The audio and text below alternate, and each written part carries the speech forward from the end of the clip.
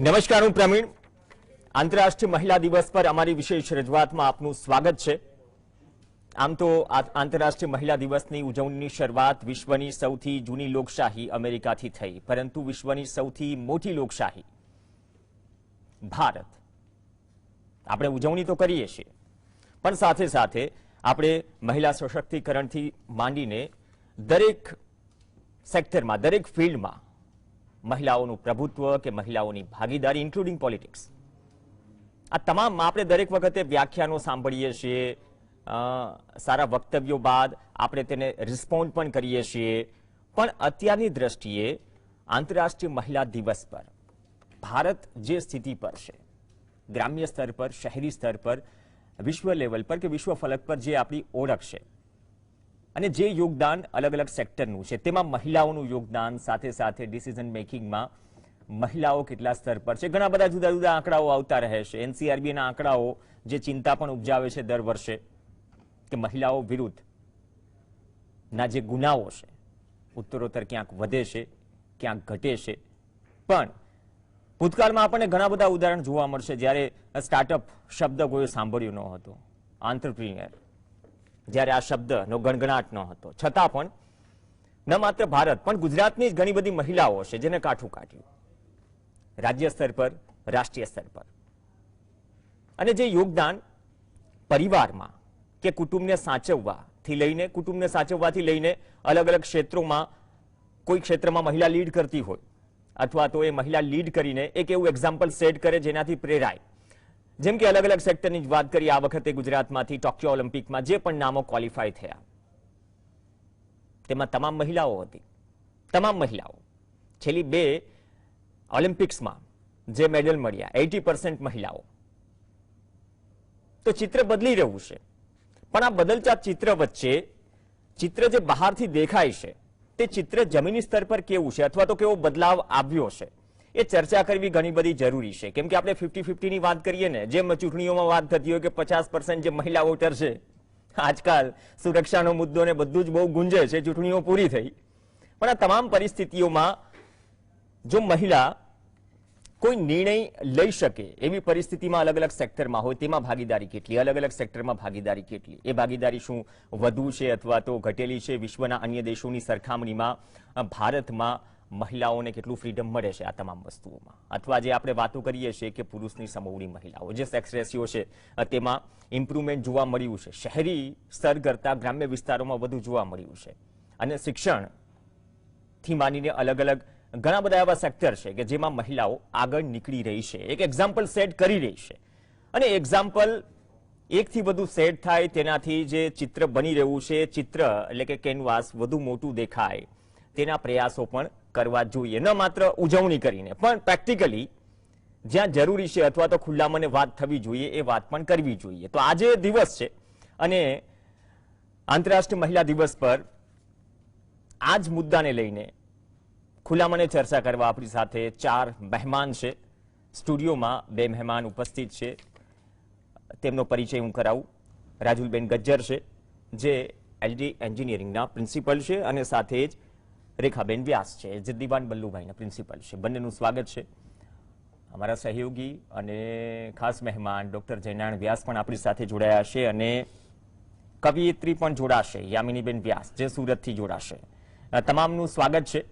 ટૂંક સમયમાં યામિનીબેન પણ જોડાશે. પણ પહેલો સવાલ યામિનીબેનને કરવાનો હતો.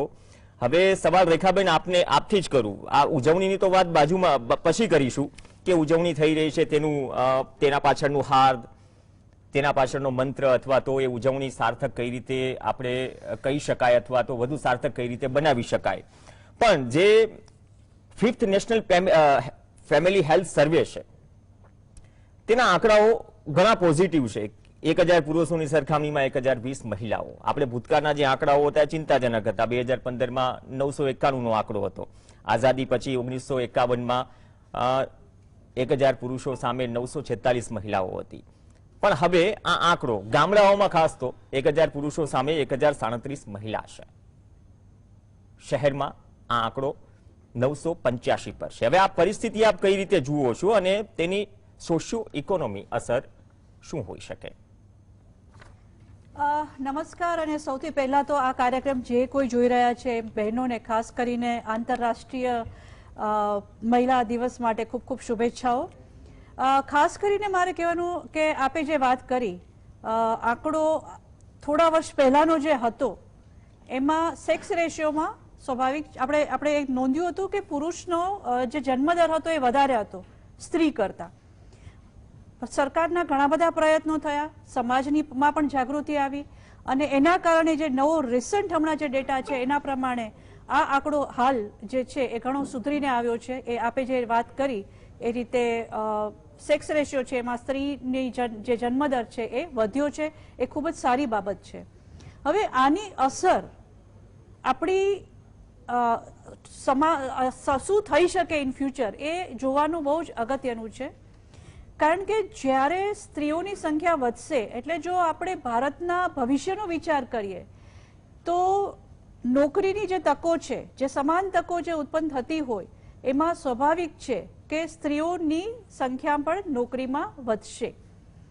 અને અત્યારની એક સમાજની જે પરિસ્થિતિ છે, જ્યારે આપણે એજ્યુકેશનમાં સ્ત્રીઓ કઈ રીતે એજ્યુકેશન લઈ રહી છે, એમનું ગ્રેજ્યુએશન, એમનું પીએચડી, એ દરેક સ્તરે આપણે જોઈ શકીએ છીએ કે સ્ત્રીઓ ખૂબ જ જવાબદારીથી પોતાનો અભ્યાસક્રમ પણ નિભાવી રહી છે. એની સાથે મેનેજમેન્ટ સ્કિલ પણ સ્ત્રીઓમાં ખૂબ જ સારી હોવાના કારણે જ્યારે એમની પાસે નોકરીની તકો જ્યારે ઉત્પન્ન થાય છે ત્યારે બહુ જ એમને માટે જોબની જે તક છે એ બહુ સ્વાભાવિક રીતે એમના માટે ચાન્સીસ વધી જાય છે.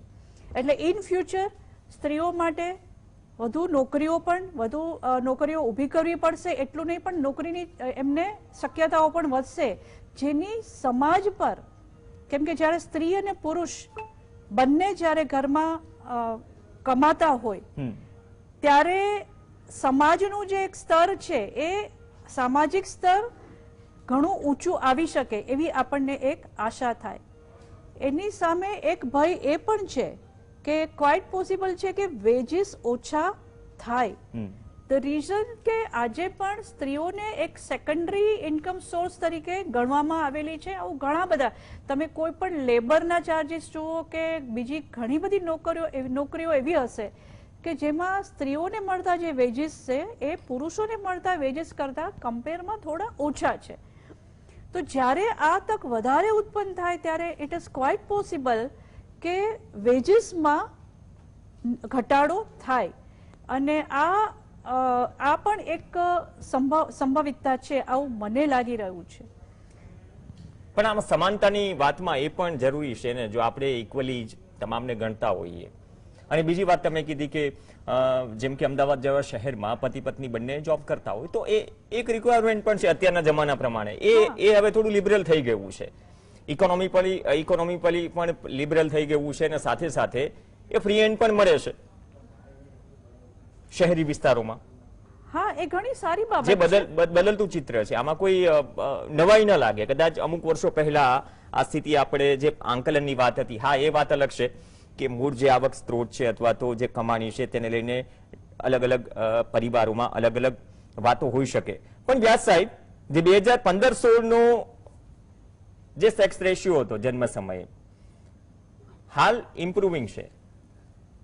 એક તો આ પરિસ્થિતિને કઈ રીતે જોઈ રહ્યા છો? અને બીજી વાત, જે રેખાબેને વાત કરી કે મહિલાઓ, બાળકીઓ વધી રહી છે, એજ્યુકેશન પણ તેમાં વધી રહ્યું છે. ઘણી બધી જગ્યાએ તો એવી પણ સમસ્યા છે કે સારી ભણેલી ગણેલી દીકરી હોય તો ઘણી બધી કાસ્ટમાં ફોર એક્ઝામ્પલ કે સામે દીકરો મળવો મુશ્કેલ થઈ જતો હોય છે. તો આ બદલતી પરિસ્થિતિને આપ કઈ રીતે જુઓ છો?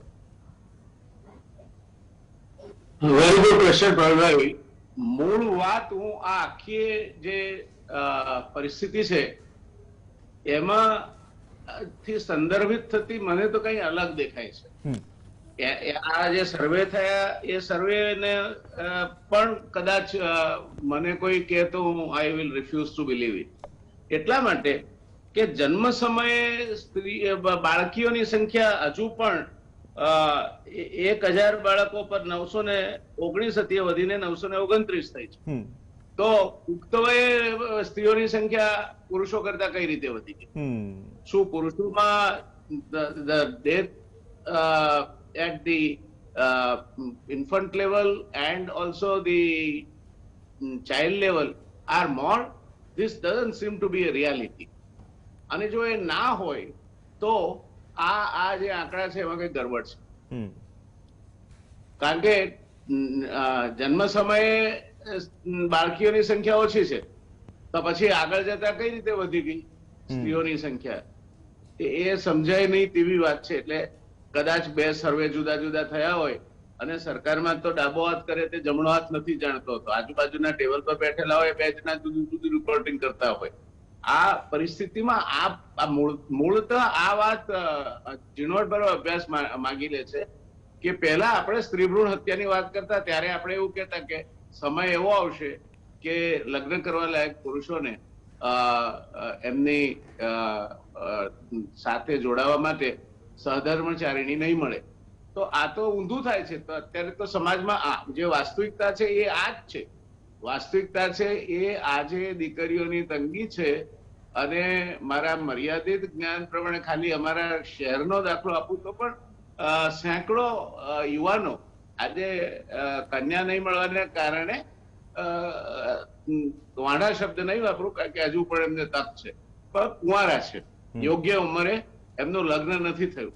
તો આ જે ડેટા છે એના ઉપર આપણે ચર્ચા કરીએ એ ડેટાની વેલિડિટી અથવા તો એ ડેટાની વાસ્તવિક રીતે સચ્ચાઈ કેટલી, આવું થવું ના જોઈએ. અને થાય છે.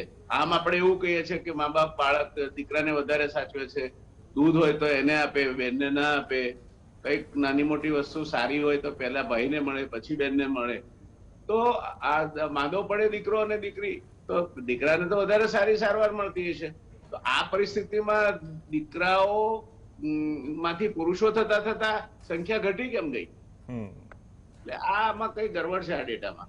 એટલે ભલે NHFS ન હોય પણ there is requirement to at least obtain the clarification. If the data interpretation is correct, we ought to know કે કેમ એવું છે કે જયારે બાળકી જન્મે છે ત્યારે 1929 સંખ્યા છે અને પછી પુરુષોની સંખ્યામાં 1000 પુરુષ સામે 1020 મહિલા થઈ જાય. આવું થવું ના જોઈએ. થયું છે હકીકત છે. એટલે પહેલો મુદ્દો તો મને આ ડેટા સાથે ચર્ચા કરવામાં તકલીફ છે કારણ કે એ ડેટા કેટલો સાચો છે એ સમજ નથી પડતી. અને આપણા ત્યાં હવે ડેટા આડેધડ બજારમાં ફેંકવામાં આવે છે. I hope and pray કે I am wrong, but this is highly impossible to કે તમને લગભગ અશક્ય છે કે બાળકીઓ જન્મે ઓછી અને મહિલાઓ વધારે થઈ જાય એટલે એની survival rate is higher than the survival rate of male child. આવું બને નહીં. આ ગરબડ છે કંઈક ડેટામાં એવું લાગે છે. એટલે જો આ ઘટનાને સંદર્ભિત તમે રિસર્ચ નહીં કરો અને અત્યારે એમ કયા કરશો કે હવે પુરુષોને માટે પોતાની જીવન સંગીની શોધવાનો પ્રશ્ન આસાન બની જશે તો એવું લાગતું નથી. લોકો કેટલીય કોમોમાં લોકો જ્ઞાતિ બહાર જઈને લગ્ન કરવા માંડ્યા છે. જ્યાં આદિવાસી વિસ્તારોમાં દીકરીઓની સંખ્યા વધારે છે ત્યાંથી કન્યાઓ લાવવા માંડ્યા છે. અન્ય પરપ્રાંતમાંથી કન્યાઓ લાવવા માંડ્યા છે. ક્રય વિક્રયમાં નહોતી માનતી એ જ્ઞાતિઓ હવે જેને પૈસા આપીને પોતાના પુત્ર માટે પુત્રવધુ ખરીદે છે. Why this is happening if this data is correct? એટલે સ્ત્રી સશક્તિકરણની વાત આપણે કરવી તો પહેલા તો પાયો જ એનો ખોટો માંડીએ છીએ આપણે. એટલે આ વસ્તુ સમજવાની જરૂર છે અને એ મને સમજાતી નથી. કદાચ કોઈ વધારે જ્ઞાની માણસ હોય તો સમજાવી શકે પણ અત્યાર સુધીના જે સેફોલોજીસ્ટ જે કઈ બધા લોકોએ સર્વે કર્યા અને તારણો પાડ્યા એમાં male child survival ratio I have never seen lesser than the female child. Then how it happens that miraculously the number of female increases than the number of male in a survey that has been carried out by National Family Health Survey, what we call it, NFHS. મને એમાં કઈ સમજણ નથી પડતી. Separately, I intend to write to the director of NFHS to explain this phenomena. Maybe I am wrong, but then they were the explanation. બહુ સાચી વાત કહી સાહેબ કે ચર્ચા કરવાનું મન નથી થતું. ત્યાર પછીની આપણે વાત કરીએ તો બહેનોનું સશક્તિકરણ તમારે કરવું હોય તો એક વાત તો યાદ રાખવી પડે કે જે ઘર ઝુલાવે પારણો તે જગત પર શાસન કરે એ શિવાજી મહારાજના સમયમાં જીજાબાઈ માટે સાચું હશે, પણ અત્યારે બહેનોને હજુ પણ સમાજમાં ઘણા બધા બાધ આવે છે. શિક્ષણથી માંડીને દીકરી હોય તો ઓછું ભણાવવાનું, સ્કૂલે નહીં મોકલવાની, ખાસ કરીને બિલો પોવર્ટી લાઈન જીવતા કુટુંબોના કિસ્સામાં દીકરીને વહેલા કામે લગાડી દેવાની. they consider girl child as an economic unit. એટલે એ જો ભણશે જ નહીં તો એનું સશક્તિકરણ કઈ રીતે થશે? મોટા ભાગે જે કુટુંબમાં બેન કમાય છે એનો કૌટુંબિક નિર્ણયોમાં પણ સેવ હોય છે. ભણેલી હોય એ પછીનું નેક્સ્ટ સ્ટેપ છે કમાતી હોય, અને ત્રીજું સ્ટેપ છે એનું કૌટુંબિક સપોર્ટ સારો. આ સશક્તિકરણ માટેની પાયાની જરૂરિયાત છે. Is it happening today? મને બહેનો કહી શકશે કદાચ, પણ મને મારા આજુબાજુની ઘટનાઓ હું જોઉં છું ત્યારે થયું છે, ઇમ્પ્રુવમેન્ટ થયું છે. It's not that nothing has change, things have change, but long way to go, એટલે માઇલ્સ ટુ ગો જેવી પરિસ્થિતિ છે. એટલે આ પરિસ્થિતિમાં પ્રવીણભાઈ આપણે આ ડેટા લઈને મહિલા સશક્તિકરણની વાત કરીશું તો મને લાગે છે કે we might end up making erroneous statements rather than the knowledgeable statements. Of course, આ નોંધમાં મેં જે સામેલ કર્યા ડેટા એ આ જ છે, પણ એ ડેટા એ ઓફિશિયલ ડેટા છે માટે સામેલ. The time I was working on this data, I have decided that tomorrow first thing I'll do is to address a letter to the director NFHS and ask for his guidance that how this has happened. Because I also have another set of data where the male child survival ratio is almost 40% more than the female child survival ratio. કુપોષણની વાત કરીએ તો કુપોષણ દીકરીઓમાં વધારે છે. હવે જો કુપોષણ દીકરીઓમાં વધારે હોય તો એની vulnerability against any disease or anything like this COVID or any other disease is more. અને પછી એને દવા કરાવવાની બહુ પ્રાયોરિટી ના હોય મોટા ભાગે બિલો પોવર્ટી લાઈન સેગમેન્ટમાં, અથવા તો જ્યાં ભણતર ઓછું છે તેવા સેગમેન્ટમાં, તો મુશ્કેલી થાય. હા, આદિવાસી સમાજ જેને આપણે વનવાસી બંધુઓ કહીએ છીએ ત્યાં થોડું જુદું છે. ત્યાં બહેનોના પાસે કમ્પેરેટિવલી ઘર ચલાવવામાં ઘણો મોટો સે હોય છે, પણ ત્યાં એ કમાય છે પોતાના પતિની સાથે. એટલે બંને husband and wife both are economic unit. હવે આ જ વસ્તુ મેં જાપાનમાં મારી મુલાકાત દરમિયાન જોઈ હતી કે પતિનો પગાર આવે એટલે સંપૂર્ણપણે ગૃહિણીને સોંપી દેવાનો. પછી એ નક્કી કરે કે એને પેલાને સિગરેટ માટે કેટલા આપવા, કે પોકેટ એક્સપેન્સીસ કેટલા આપવા, બાળકોની ટ્યુશન ફી કેટલી ખર્ચવી, આ કેટલું કરવું. That is her decision. એટલે જ્યાં મેટ્રિયાર્કલ, ક્લોઝ ટુ મેટ્રિયાર્કલ ફેમિલીઝ છે ત્યાં બહેનો પાસે આ પ્રકારની સ્વાયત્તતા અને ડિસિઝન મેકિંગ પાવરમાં એમની પાસે ક્ષમતા છે. અને you will be surprised when I conclude my presentation. Japan, I found that આપણા ત્યાં બહેનો પૈસા બચાવીને પોતાના છુપા પૈસા રાખે છે. જાપાનમાં ઊંધું છે. જાપાનમાં પુરુષો ઓવરટાઈમ કરે, ઘરે કે નહીં, અને એ પૈસા પોતાના છુપાવીને રાખે છે. એટલે આ જયારે મહિલા સશક્તિકરણ થાય ત્યારે આવું પણ બની શકે છે. એ જ પરિસ્થિતિ તમે પૂર્વાંચલના રાજ્યોમાં જુઓ તો એ છે જ્યાં મેટ્રિયાર્કિયલ ફેમિલી છે. મોકલાસ આપણા ત્યાં કેરાલામાં ત્યાં આ જ પરિસ્થિતિ છે, જ્યાં દીકરો પરણીને સાસરે જાય છે, દીકરી નથી આવતી. એટલે there are varying social conditions, varying economic conditions, varying awareness and also socio-economic standing. અને એ જોવું તો મને આ ડેટા સાચો લાગતો નથી. ઓકે, બહુ સારી વાત કરી. ડેટા જ્યારે આટલું મોટું કોન્ટ્રાડિક્શન હોય ડેટામાં તો ચોક્કસથી સવાલ થાય કે આજના દિવસે આંતરરાષ્ટ્રીય મહિલા દિવસ છે, એના પર જે મહિલાઓનો ડેટા છે NFSH સાહેબે વાત પણ કરી કે આ ડેટા સમજવાનો પ્રયાસ કરીશું, પત્ર લખીશું અથવા તો જે ડેટાનું વિશ્લેષણ કરી આપે અથવા તો સમજાવે કે ગળે ઉતારે, દસ્તો પડે માથા ઉપર, એ રીતે નહીં. હવે આ ડેટા જ્યારે સમજાશે સીધી સાદી ભાષામાં તો ધરાતલ પર પણ સ્થિતિ સમજાશે, કેમ કે ધરાતલ પર સ્થિતિ અલગ છે. યામિનીબેન આપણી સાથે જોડાયેલા છે, ડિસ્કનેક્ટ થઈ ગયા છે, પરંતુ એ જ સવાલ રાજુલબેન આપને કરવા માંગીશ કે જે વ્યાસ સાહેબે વાત કરી કે બધી જ વસ્તુ છે, સોશિયો ઇકોનોમી સ્ટેન્ડિંગ ને બધી જ વાતો કરી, પણ આપણે મેં શરૂઆતમાં જે સ્ટાર્ટઅપની, આંટરપ્રિન્યોરશિપની બધી વાત કરી, ભૂતકાળમાં તો આવા શબ્દો ગુંજતા ન હતા, છતાં પણ આપણે ગુજરાતની જ વાત કરી લઈએ. ભલે અત્યારે જે પણ પિક્ચર હોય ધરાતલ પર, છતાં પણ લિજ્જત પાપડથી માંડીને જે જસુબેન પિઝાવાલા, ઇન્દુબેન ખાખરાવાલા કે પછી કચ્છમાંથી કોઈ ભરતકામ કરતી સ્ત્રી, એને કાઠું કાઢ્યું છે. રોજગારીથી માંડીને ન માત્ર પોતાનું ઘર પણ ઘણા બધાના ઘર ચલાવ્યા છે. અને જે આપણે હોમ મિનિસ્ટર શબ્દનો ઉપયોગ કરીએ છીએ ખરા અર્થમાં એને સાબિત પણ કર્યો છે. હવે આ બધી જ ઘણી બધી વિખ્યાત કંપનીઓ પણ સ્થાપી. હજુ એ વાત વધુ આગળ વિસ્તરે, આ પ્રકારની પ્રવૃત્તિઓને વધારે વેગ મળે તે માટે ખરેખર શું કરવું જોઈએ? ડેટાને લઈને તો ચર્ચા થતી રહેશે, શું એટલા લિબરલ છીએ અથવા તો કંઈ બદલાયું છે? ભૂતકાળ તો સારો છે, ઘણા બધા સારા એક્ઝામ્પલ પણ છે આપણી સાથે. નમસ્કાર. હું વાત ત્યાંથી ચાલુ કરીશ કે આપણે કેવા રાજ્યમાં છીએ કે જે બહુ જ ફોરવર્ડ લુકિંગ છે, બહુ જ પ્રોગ્રેસિવ છે. એટલે કદાચ બીજા અન્ય રાજ્યોના સાપેક્ષ આપણે જો જોવા જોઈએ તો અહીંયા એટલી બધી પોલિસીસ અને ઘણા બધા મહિલાઓને પ્રોત્સાહન આપે એવા કન્ટિન્યુઅસ પોલિસી મેટર્સ આવ્યા કરે છે.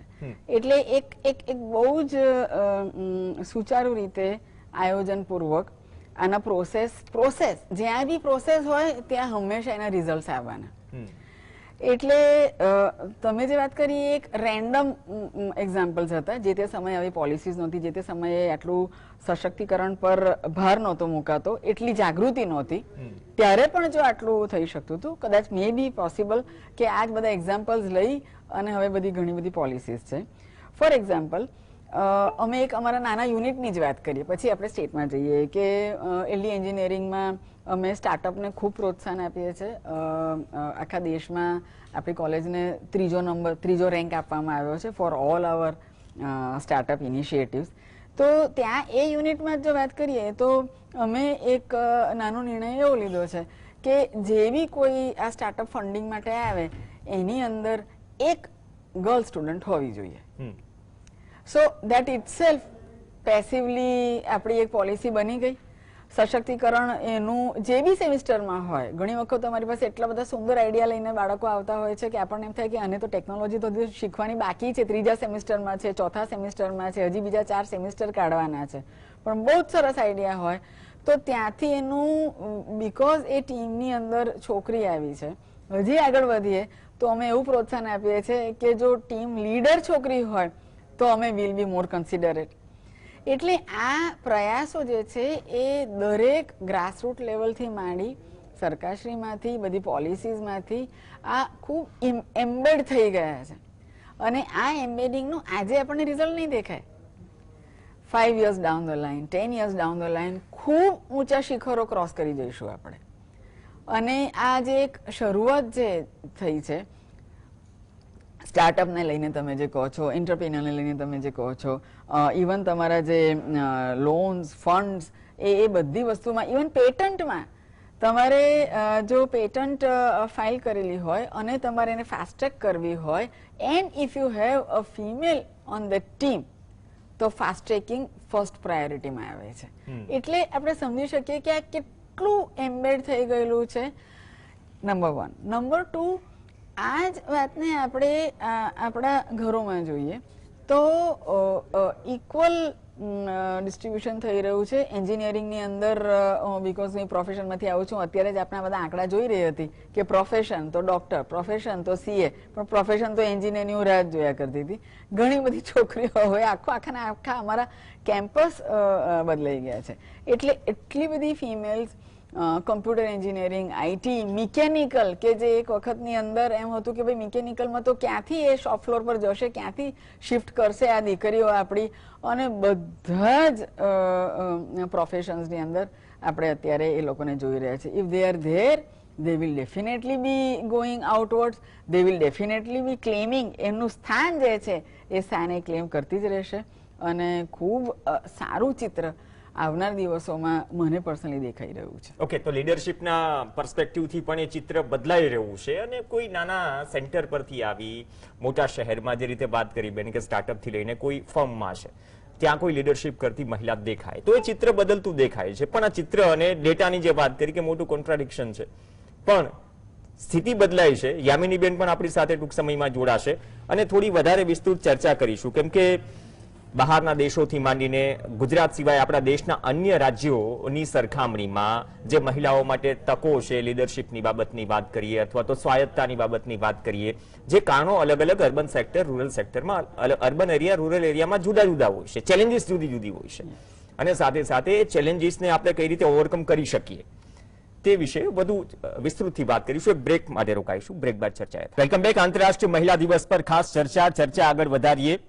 ઘણી બધી વાતો થઈ બ્રેક પહેલા કે મહિલાનું પ્રતિનિધિત્વથી માંડીને આંકડાઓ જે ધરાતલ પર ખરેખર અલગ હોય છે અને સરકારી આંકડાઓમાં એટલું કોન્ટ્રાડિક્શન હોય છે જે સમજવાનો પ્રયત્ન કરીએ છીએ. પરંતુ આંતરરાષ્ટ્રીય મહિલા દિવસ પર વર્તમાન સ્થિતિમાં આપણે રાજ્યની વાત કરીએ કે ભારતની વાત કરીએ તો ચિત્ર કેટલું બદલાયું. ચલો, સેક્સ રેશિયોમાં આંકડાઓ બદલાયા, પણ પ્રતિનિધિત્વથી માંડીને ઘરેથી જે છૂટ મળતી હતી અલગ અલગ ફિલ્ડમાં જોબ કરવાથી માંડીને બધી જ વસ્તુઓ, જેમ કે લીડરશિપની વાત કરી રાજુલબેને કે લીડરશિપ, જો કોઈ ફર્મમાં એક મહિલા લીડરશિપના રોલમાં હોય તો શું ફરક પડી જતો હોય છે. તો આ ચિત્ર બદલાયું છે. હજુ કેટલું બદલી શકે, અથવા તો નાના નાના ગૃહ ઉદ્યોગોથી માંડીને જેને મોટી કંપનીઓ સ્થાપી ભૂતકાળમાં, તેને ચિત્ર બદલ્યું છે. તે એક્ઝામ્પલ પણ છે. તો આ એક્ઝામ્પલ વધુ વિસ્તૃતથી કઈ રીતે આપણે ધરાતલ પર મૂકીને તેને આગળ વધારી શકીએ તેના પર વાત કરીએ. આપણી સાથે યામિનીબેન વ્યાસ જોડાઈ ગયા છે. યામિનીબેન, સ્વાગત છે. ટેકનિકલ ઇસ્યુના કારણે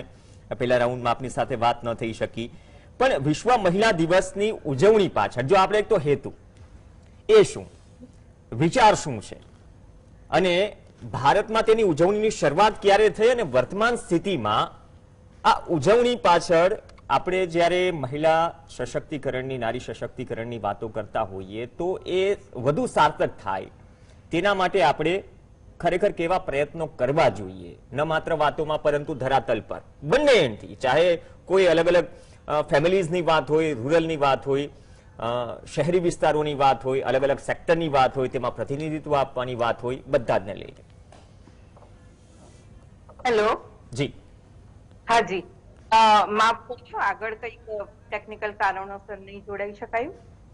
આંતરરાષ્ટ્રીય મહિલા દિનની તો ઘણી બધી વાતો થઈ, એ તો મેં સાંભળી કે 8મી માર્ચે ઉજવાય છે, અને એ આગળ વાત તો થઈ જ ગઈ છે કે રશિયામાં 8 માર્ચ 1970 મહિલાઓને મતાધિકાર મળ્યો, અને એ મહિલા ચળવળે 1967 ની આસપાસની એની મોહર મારી, અને યુનાઇટેડ નેશન દ્વારા 8 માર્ચ મહિલા દિવસ તરીકે એની માન્યતા મળી, અને 1977 થી એની શરૂઆત થઈ. હવે હક, અધિકાર અને એની જાગૃતતા માટે આ મહિલા દિન ઉજવવામાં આવે છે. આપણા ભારતના કેન્દ્રીય વિચાર તો જે અત્યારે લિંગભેદની પણ વાત થઈ ને અત્યારે સારું પરિણામ દેખાઈ રહ્યું છે, પરંતુ આગળનો સર્વે એવું કહે છે કે 2030 સુધી 68 લાખનો ઘટાડો જોવા મળશે. કારણ કે ભ્રૂણ હત્યા ભલે આપણને નહીં લાગતી હોય, પરંતુ એનું ભ્રૂણ હત્યા થઈ તો રહી છે. તો એની વાત કરીએ તો સ્ત્રીની વાત તો કરીએ તો મૂળભૂત એ નિર્માત્રી છે, સર્જક છે, એને સર્જન ક્ષમતા પહેલેથી જ મળેલી છે. એટલે સ્ત્રી મજૂરીથી મેનેજમેન્ટ સુધીના કાર્યો ખૂબ કુશળતાથી કરી શકે. પછી કલા ક્ષેત્ર હોય, સાંસ્કૃતિક ક્ષેત્ર હોય, રાજકારણ હોય, અર્થવ્યવસ્થા, કોઈ પણ બાબત. કારણ કે સ્ત્રી પાસે આપણે જાણીએ છીએ કે કોઠાસૂઝ, સમય સૂચકતા અને ખાસ તો અનુકૂલન છે. પ્રતિકૂળ સંજોગોમાં પણ એ ખૂબ આસાનીથી હલ કરી શકે છે. હવે જરૂર છે, જે આપણી ભારતની વાત કરી કે એનો કેન્દ્રીય વિચાર કે હવે શું કરવું જોઈએ, તો સ્ત્રીઓ અત્યારે તો છે જ, અપડેટ છે, હાઈટેક છે, અને આ પુરુષ સમોવડીની વાતો થઈ, એ બનવાની તો આમ પણ જરૂર નથી. કારણ કે પુરુષ ક્યારે પણ સ્ત્રી સમોવડો બનવાનો નથી. બંને એકદમ ભિન્ન વાત છે. એટલે એ વાત તો જરૂરી જ નથી. પરંતુ પુરુષના અવાજ જેટલું જ એને પ્રાધાન્ય મળે, એના સ્ત્રીના વિચારવાણી અભિવ્યક્ત થઈ શકે. સ્ત્રીઓને માત્ર પોતાના ભાવિ માટે લડવાનું નથી, પરંતુ સ્ત્રી સમાજનો આપણે કહીએ ને 50% હિસ્સો છે. એટલે એના માટે, સમાજ માટે વિકસિત નારીએ લડવાનું જ છે. અને એ રાજકીય, સામાજિક, આર્થિક, શૈક્ષણિક, સાંસ્કૃતિક કોઈ પણ ભાગ હોય તો એની પ્રક્રિયામાં ભાગ લઈને પોતાના વ્યક્તિત્વને ઊંચું લઈ જઈને રાષ્ટ્રીય કે વૈશ્વિક સ્તરે વિકાસમાં એનો ફાળો આપવાનો છે. એટલે કહેવાય છે ને કે દીકરી તો જન્મે ત્યારથી જ એને ભ્રૂણ હત્યાને આ બધા ડર છે. એટલે દૂધ પીતીનું આધુનિકીકરણ એ ભ્રૂણ હત્યા કહી શકાય. એટલે જન્મ લેવા માટે જ એને લડત આપવી પડતી હોય છે. આવી વાત થાય છે. અને ખાસ વાત તો એવી જણાવી છે મારે, કારણ કે બેટી બચાવોના મેં નાટકો કર્યા, ત્યારે નાટક લખ્યું ત્યારે પણ ઘણા બધાને જે પેશન્ટ આવે, ઘણા બધાના રિવ્યુઝ લીધા હતા. એમાં વાત એવી છે કે દીકરી નથી ગમતી એવું નથી. પહેલી દીકરી હોય તો લક્ષ્મીજી એમ આવકારે છે, પણ જ્યારે બીજું ચાઇલ્ડ હોય ત્યારે દીકરો જોઈએ છે, કારણ કે હવે પરિવાર નાનો રાખવો હોય એટલે બીજું જો ચાઇલ્ડ દીકરી હોય, ટેસ્ટ કરાવી હોય તો પછી એ લોકો ભ્રૂણ હત્યા તરફ પડે છે. એમાં કઈ ગરીબ તવંગર એવું હોતું જ નથી, મોટું ઘર નાનું ઘર. પણ બીજો દીકરો જોઈએ, કારણ કે પેલું વંશવેલ વાળી વાત છે કે દીકરો એટલે સ્વર્ગની સીડી. આ મેં એક પેશન્ટ પાસેથી જ સાંભળ્યા છે, તે જ મેં નાટકમાં લીધા હતા સંવાદ, કે દીકરો એટલે સ્વર્ગની સીડી અને દીકરી એટલે કીડી મંકોડી. તો એકચ્યુઅલી સ્વર્ગની સીડી નથી, દીકરી હોય એટલે સ્વર્ગ આવી જતું હોય છે. તો આ વિચારથી નાટક કર્યું હતું ને ઘણી બધી જગ્યાએ અને ભજવ્યું હતું. એટલે એ નાટકથી અસર થઈ જશે એવું પણ નથી, પણ સમાજમાં હંમેશા ખૂબ ધીમો ધીમો સુધારો થતો હોય છે. પરિવર્તન થતું જ હોય છે, પણ બહુ જ વાર લાગતી હોય છે. એટલે આપણે આપણા પ્રયત્નો છોડી દેવા એવું તો નહીં જ. એ રીતે આગળ વધીને ધીરે ધીરે કોઈના પણ કાન પર વાત જાય અને સમજે, અને સંવેદનશીલતા એમાં અમે ભ્રૂણની વાતો, નાની બાળકીને લાઈવ ભ્રૂણ બનાવીને જ રજૂઆત કરી હતી એ નાટકમાં. એટલે વધારે સંવેદનશીલતા પારખી અને લોકોને એ ગમ્યું.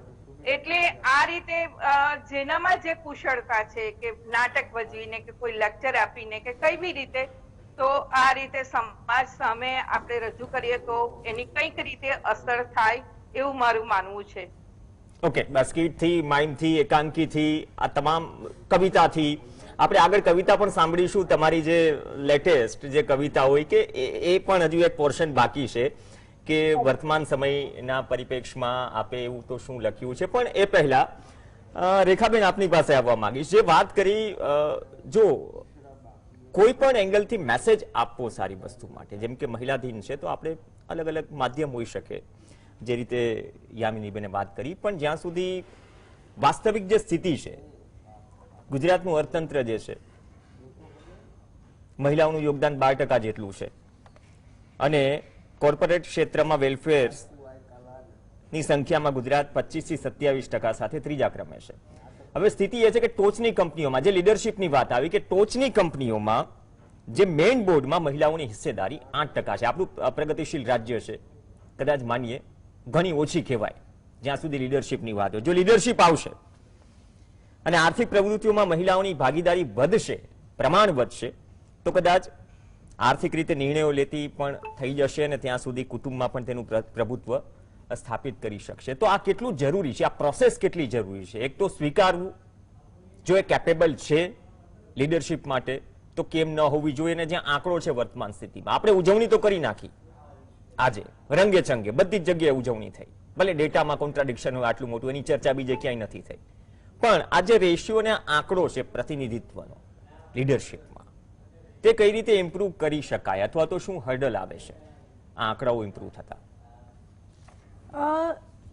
એક તો મારે સૌથી પહેલા એ કહેવાનું કે જ્યારે આપણે સ્ત્રી સશક્તિકરણની વાત કરીએ છીએ તો સ્ત્રી પોતે જ શક્તિ છે, એનામાં ખૂબ સામર્થ્ય છે.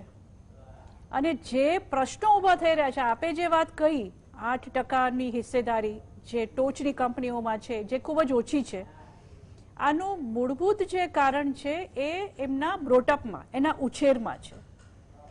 જ્યારે આપણે સ્ત્રીઓ સામર્થ્યવાન જે સ્ત્રીઓને આપણે જોઈએ છે, જે લોકો ખૂબ જ સમર્થ છે અથવા કોઈને કોઈ ફિલ્ડમાં આગળ આવેલી છે, આ સ્ત્રીઓ કયા એક સમાજના એક પર્ટિક્યુલર વર્ગમાંથી આવતી હશે એવું કદાચ તમે થોડુંક એનાલિસિસ કરશો તો ખ્યાલ આવશે. કાં તો એ ખૂબ જ ઊંચા વર્ગમાંથી આવે છે જ્યાં એજ્યુકેશન સારું છે, અથવા તો જેમ સાહેબે વાત કરી એવી રીતે આદિવાસી વિસ્તારોમાં આવે છે જ્યાં આગળ સ્ત્રી અને પુરુષને ખરેખર એ ખૂબ જ સારી બાબત છે કે બંનેને સમાન ગણવામાં આવ્યા છે. જ્યારે વચ્ચેનો એક વિષમતા એક એવી આવે છે જ્યાં આગળ સ્ત્રી અને પુરુષના ઉછેરમાં બચપણથી જ જન્મથી જ બહુ જ મોટો ફેર છે. એટલે પુરુષોના માટે તમે ઘણી વખત સાંભળતા હશો કે મા બાપ અથવા તો સગાવાલા જો એના આંખમાં આંસુ આવી જાય તો તરત જ બોલે કે શું તું બાયલાની જેમ કેમ રડે છે, છોકરી છો. એટલે આ ઘટનાઓ એવી બનતી રહે કે પુરુષના દિલમાં ક્યાંક ને ક્યાંક મહિલાઓ નીચી છે, અસક્ષમ છે, આવી ભાવના બહુ જ બાળપણથી એક ડેવલપ થતી જાય. એટલે આપે જે રીતે વાત કરી એ રીતે ગવર્મેન્ટની પોલિસીઝ ખૂબ સારી આવે, સમાજમાંથી ખૂબ સારા પ્રયત્નો ઓલરેડી વર્ષોથી થઈ રહ્યા છે અને હજુ પણ વધારે થશે, પરંતુ it is very very important કે એ સમાજના દરેક વર્ગ સુધી જાય. અને મારે એક તો ખાસ એ કહેવાનું કે સ્ત્રી કરતાં પણ વધારે પુરુષને સમજાવવાની જરૂર છે અથવા તો એમને સેન્સિટિવ બનાવવાની જરૂર છે. એટલે તો જ સ્ત્રી છે એ સશક્ત થઈ શકશે. એટલે આ મારે એટલા માટે કહેવું પડે છે કે મેં જે તમને વિષમતાની વાત કરી, આ વિષમતામાં જે સ્ત્રીઓ છે, જે લોકો કદાચ એમને એક પુશ એવું નથી મળી રહ્યું કે એ આગળ જાય, ઘરમાં એ કમાઈ અને એના પૈસા એના પતિને ના આપે પરંતુ પોતાની ઈચ્છા મુજબ પોતાના માટે વાપરે, આ બહુ અગત્યનું છે. અત્યારે જેમ સાહેબે વાત કરી એવી રીતે, અને ઇવન આપણા કદાચ કલ્ચરમાં પણ એવું છે કે જે કંઈ કમાણી પુરુષ કરતો હોય એ એની તમામ કમાણી પત્નીને આપી દે અને પછી પત્ની એને કે એ રીતે પુરુષ છે એ ઘર ચલાવે. આ ખૂબ જ એટલે ખૂબ જ આદર્શ પરિસ્થિતિ છે.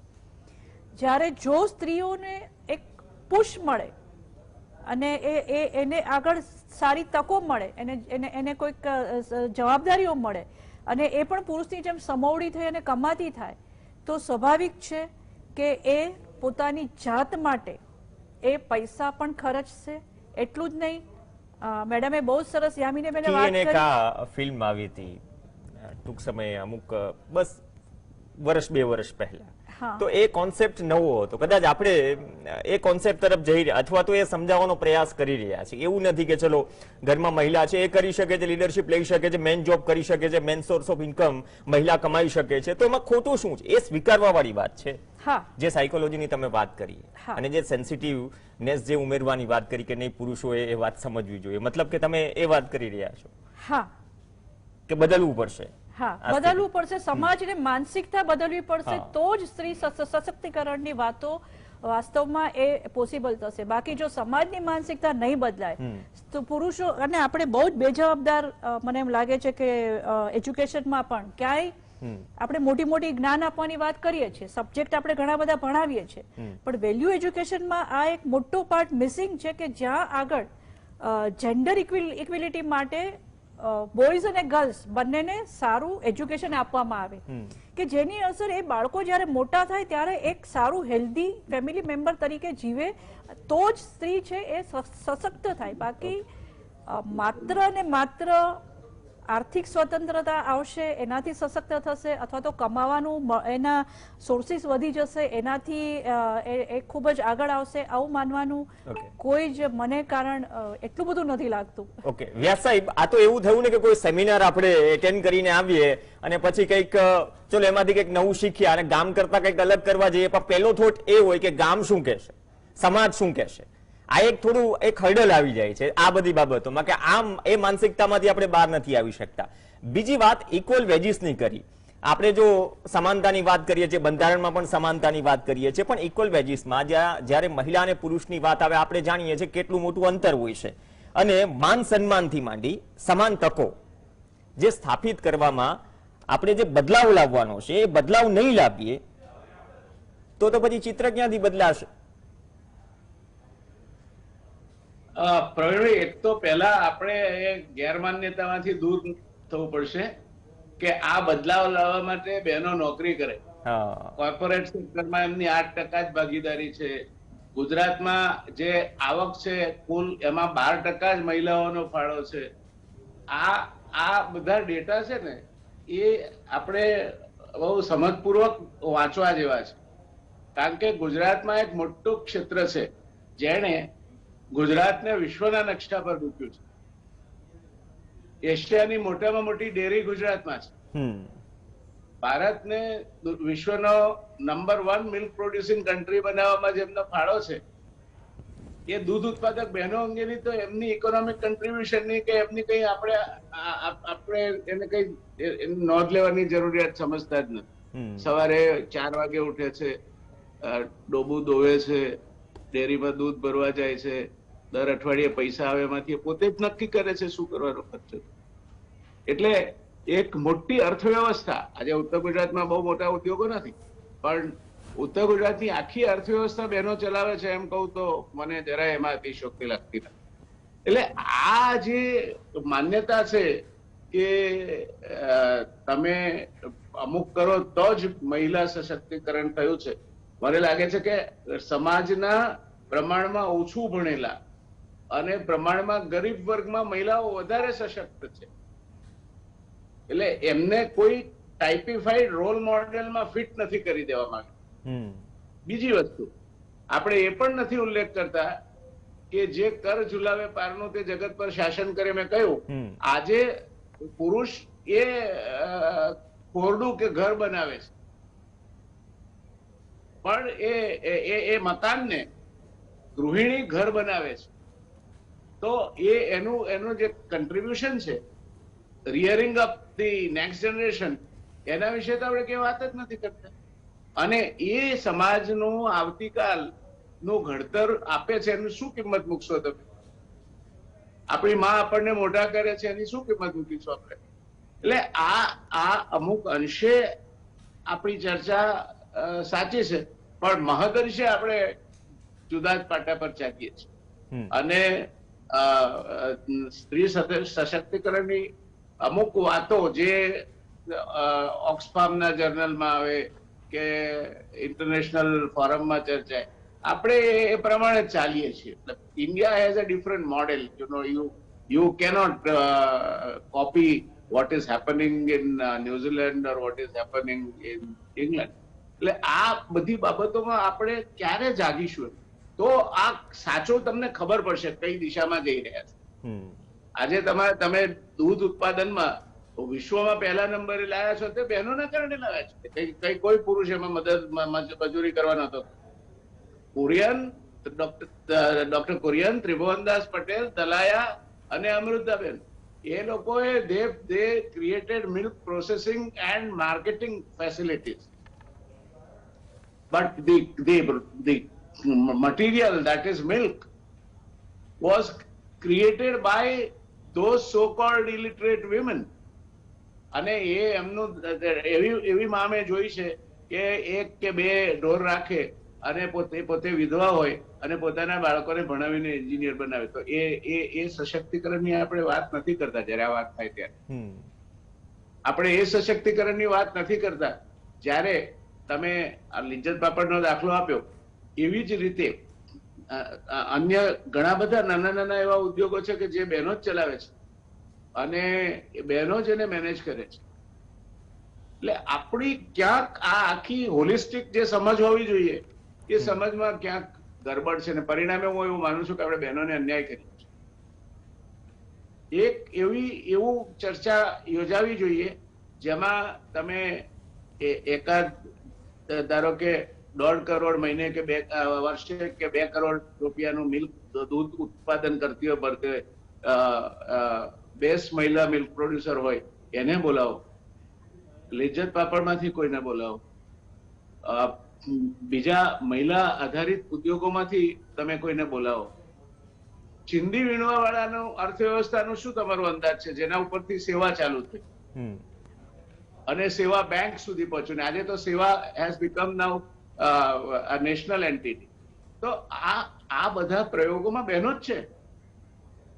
તો આપણે એમને ક્રેડિટ આપતા નથી.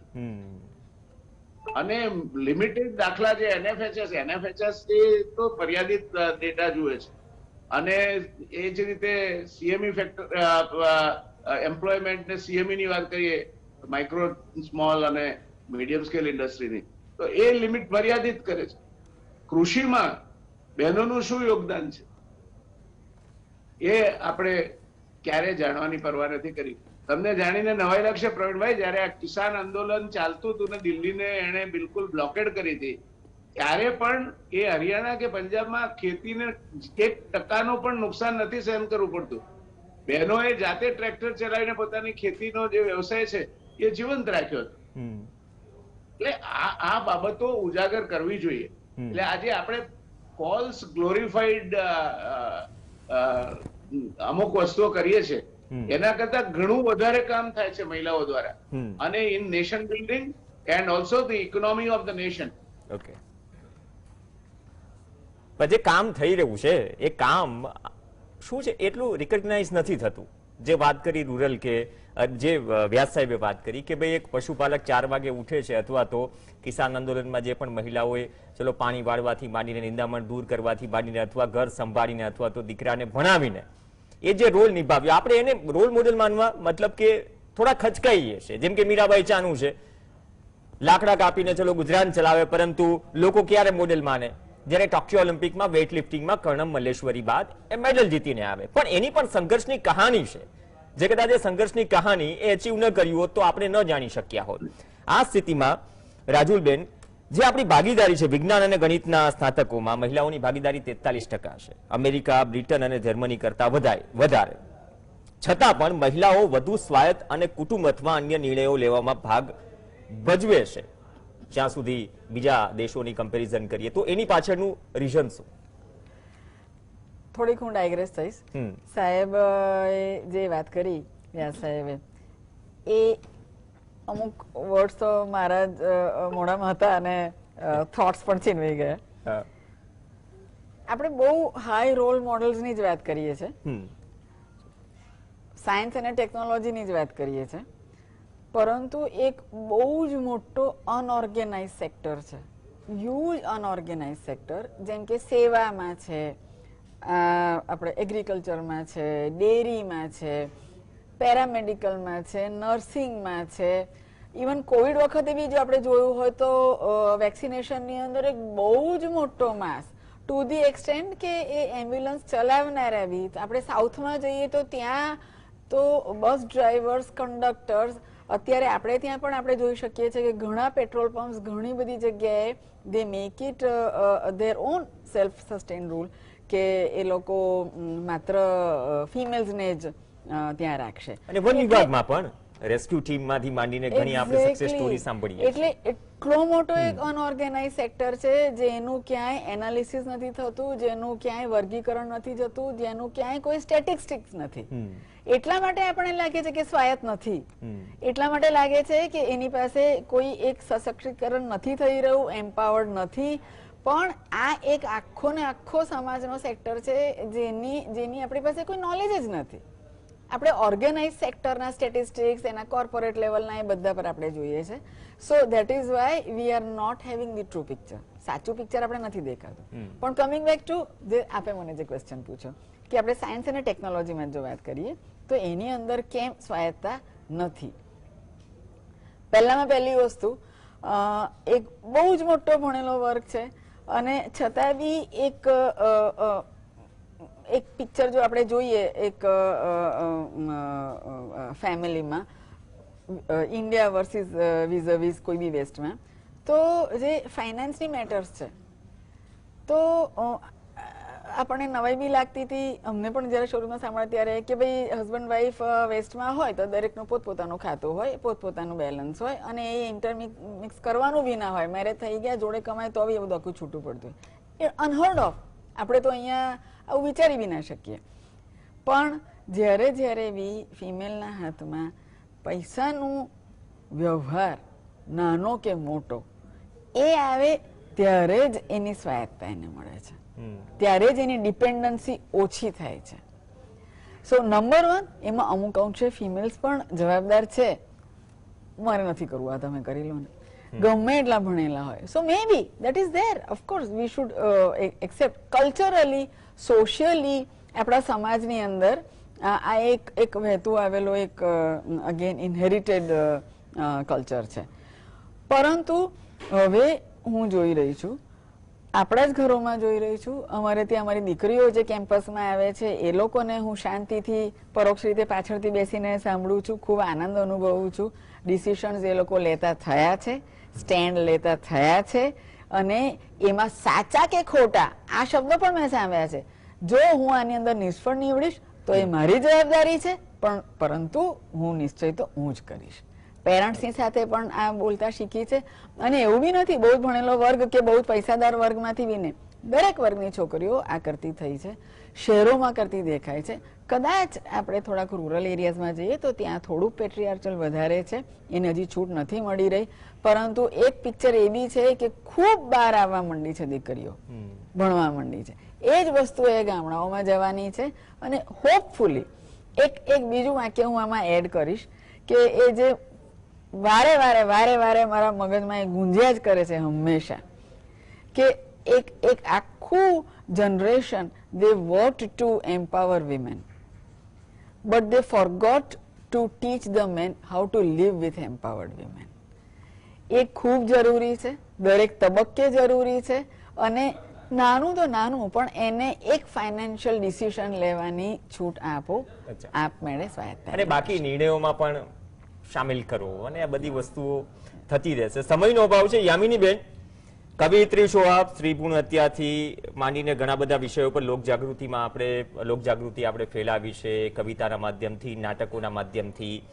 તો એવી કોઈ પંક્તિ, એવો કોઈ કટાક્ષ કે ટિપ્પણી કે પોઝિટિવ થોટ પ્રોગ્રામના અંતમાં જરૂરી છે કે આપ તરફથી મળે આજના ખાસ દિવસે?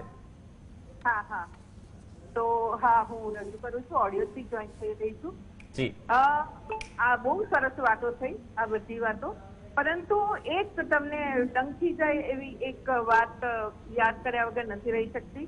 તે હૃદય ફાટી પડે એવી ઘટનાઓ પણ બને છે. નારી શક્તિ, નારી ચેતના, નારી મહિમાના નારાઓ વચ્ચે જ નારીનું હરણ, હનન, દહન કે હત્યા થાય છે. એ આપણે ભૂલી નથી શકતા.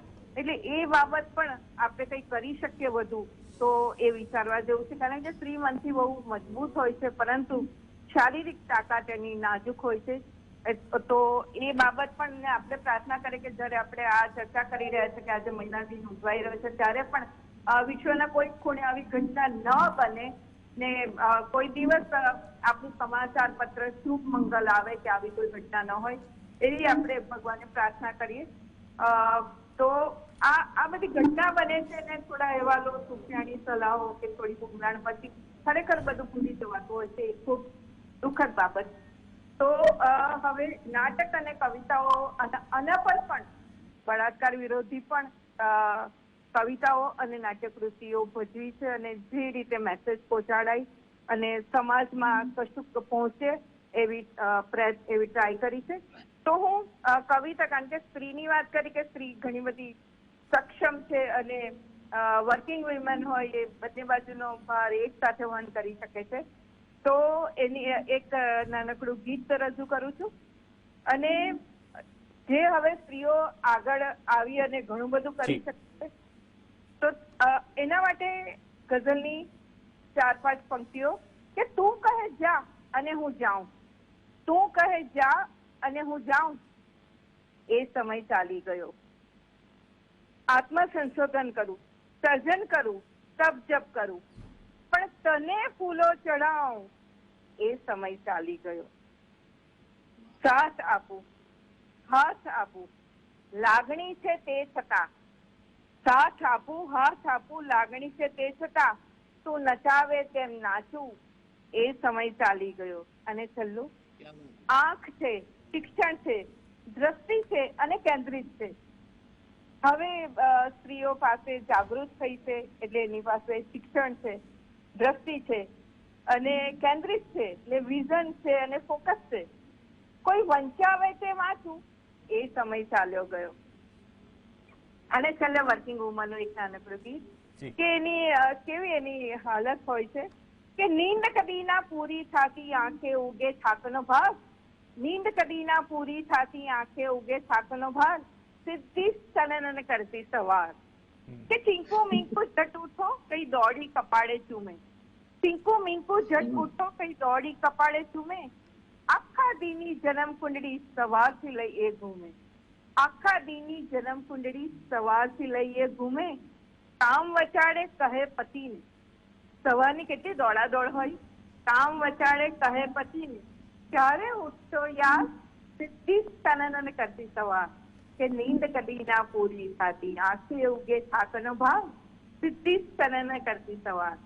કે માંડ પહોંચતી ઓફિસ સૌના પૂરા કરી અભરખા, માંડ પહોંચતી ઓફિસ સૌના પૂરા કરી અભરખા, ફરી રઘવાટ રસોઈનો જ્યાં આવી કાઢે પગરખા, ફરી રઘવાટ રસોઈનો જ્યાં આવી કાઢે પગરખા, કેટલી દોડમ દોડી તો એ થઈ જતી બસ વાર, સિદ્ધિ ચલન કરતી સવાર. જી કારણ કે સ્ત્રીઓ જયારે ઊંઘે ત્યારે સિદ્ધિ ચલન કરતી એવી સવાર પડી જાય, થાક ઉતર્યો જ ના હોય કોઈ દિવસ.